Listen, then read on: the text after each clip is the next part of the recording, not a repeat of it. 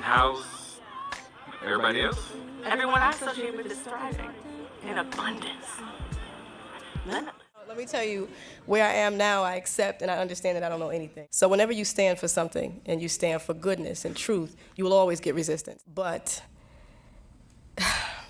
in order to promote something higher, I feel now the only thing that I could do is serve others. You understand what I'm saying? And because there are people who have not reached that point in their walk, yes, there's a little anger, there's a little resentment, because you raise a standard, saying something that holds a mirror up to a lot of the negativity and self-indulgent things and messages. I've been put in this unique position. I have this very unique responsibility that God has made me aware.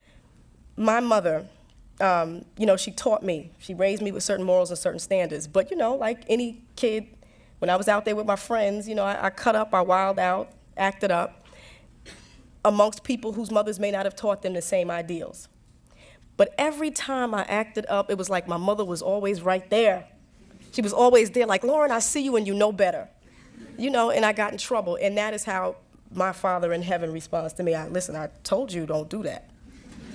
I told you don't do that, and I told you that you better have the courage. They may talk about you.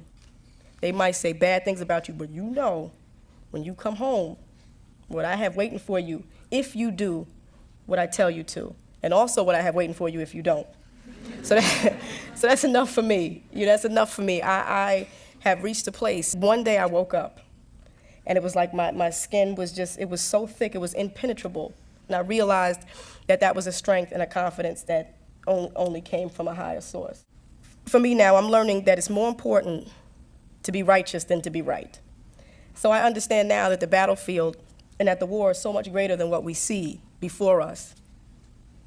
I live in this physical body. This is like my address. This is where I live, but there's something much deeper.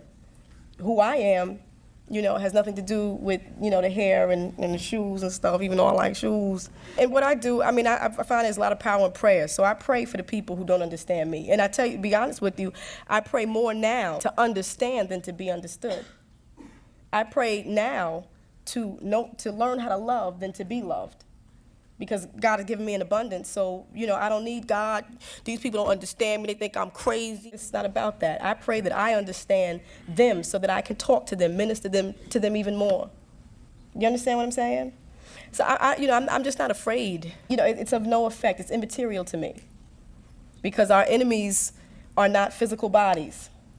They're actually our family. They don't know it, and we don't always know it. But our enemies are not, they're not flesh and blood.